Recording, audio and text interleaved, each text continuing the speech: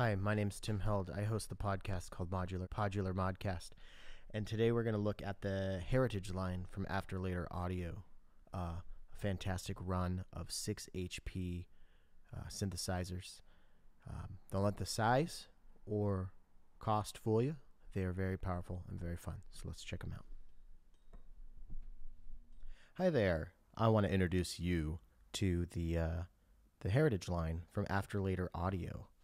Right here we've got the Bosk, which is an oscillator, and the Envy, which is an envelope, ADSR, and then the Filthy, which is a filter that has 4 different outputs, your low pass, notch, band pass, and high pass. These things are all really, really powerful for their price and their size.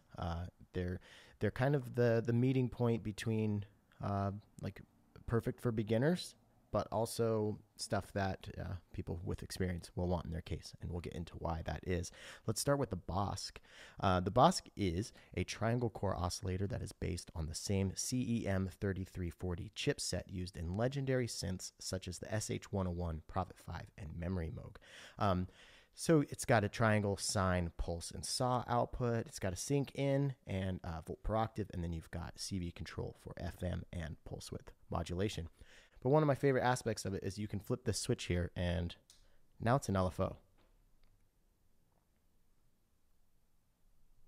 I want every single oscillator to have this feature. Then let's move on to the Envy, which is a pretty standard envelope, ADSR. Gate in and a retrigger in, then you got CV control over your attack, decay, sustain, and release. However, my favorite aspect of Envy is you're maybe wondering, why are there 3 outputs down there? Well, you have your envelope out, but then you have an end of release trigger and an end of attack trigger. And then the Filthy, pretty amazing filter here. It's got the low pass, band pass, high pass, and a notch output. Got CV control on the cutoff and resonance as well. And this thing can scream. When you get that resonance up, it can get into some pretty cool distorted stuff. All right, let's check out the Bosk, Envy, and Filthy. I'm using the saw output of the Bosk, and I'm actually using the Allen, which is the After Later Audio Turing machine, which you can see just barely off to the right. That is going through an ornament and crime for quantizing, so I'm triggering the envelope with the pulse out and using the CV out for the melody, and then I'm putting the saw output into the Filthy, and then using the envelope out on the Envy to control the cutoff of the filter, and we're going to take a listen to all 4 outputs. So first up, let's listen to the low pass output.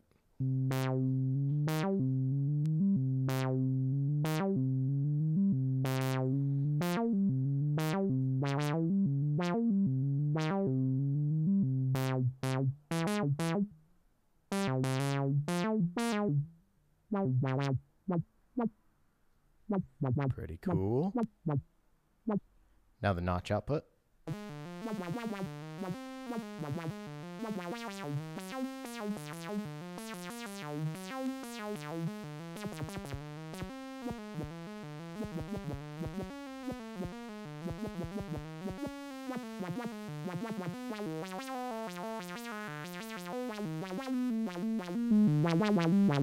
there's the notch and the low pass together.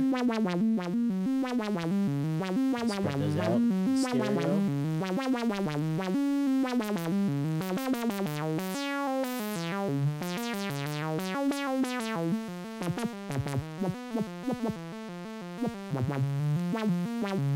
Cool. Let's check out the band pass output.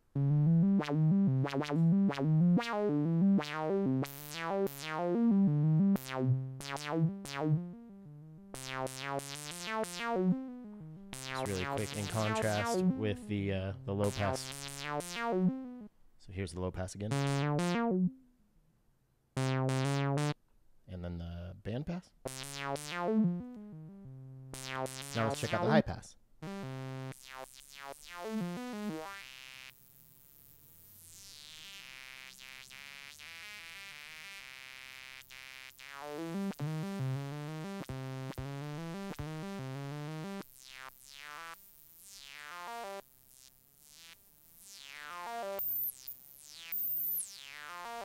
It can get pretty nasty with the resonance, which I really like. Let's listen to the high pass and low pass together. And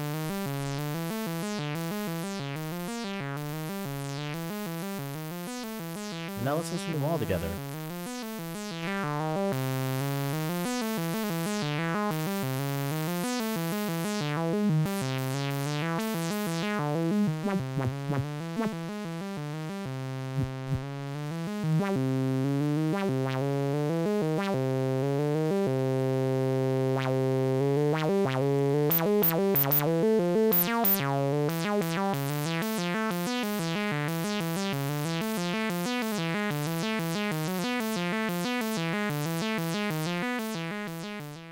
And that's just a really, really basic overview of the different outputs on Filthy, using the saw output on Bosk and using the Envy to trigger the cutoff.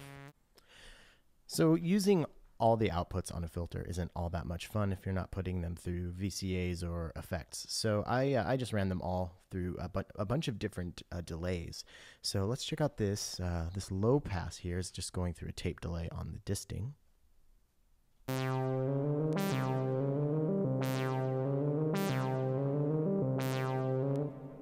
And then the notch is going into one of the ends on the chronoblob.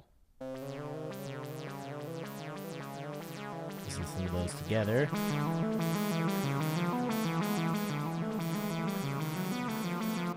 Cool. Oh, and I'm also running an auxiliary,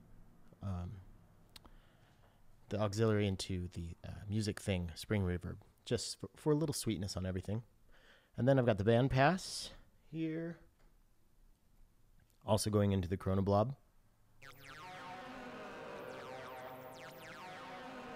And then finally I got the high pass filter going into the cutting room floor from Recovery Effects.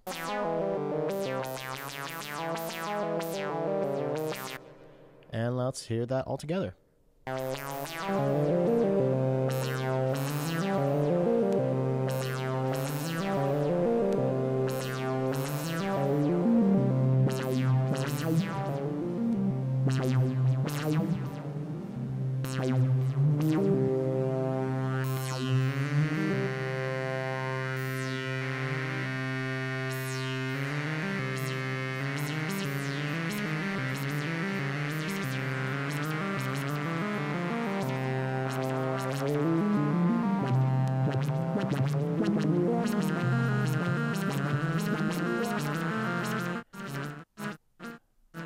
Oops, that was a mistake with the volume there, but you get the idea.